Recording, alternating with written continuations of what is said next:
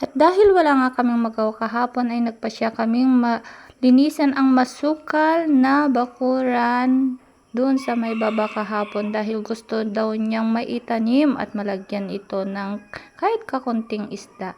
At hayan, may nakita nga kaming mga gulay at mga sili kahapon kaya pinagkuha niya ako at hindi niya sinabi na makapaglalagay ito sa mukha ay sobrang hapdi.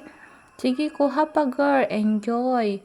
At magtira ka naman kahit papano sa may-ari. Nakikikuha ka ng halang eh. Huwag mong lahatin. At hindi nga paawat si ate girl. Kuha pa ng kuha. Nauto ka na naman. Ayan. Hindi yan sa'yo girl, okay? Kaya tahan-tahan naman sa pagkuha. At ayaw nga pagpigil ni ate girl, tuloy pa rin sa pagkuha ng siling labuyo na yan at gagawin daw na chili oil ni Mr. Kalimpusan.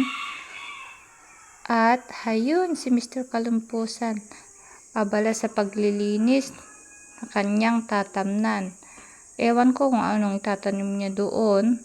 Ayan, medyo malinis-linis na paunti-unti. Sige, bilis-bilisan mo dyan. At para naman makaumpisa ka na. At yun na nga, kahit papano, napagpasyan din niya akong tulungan.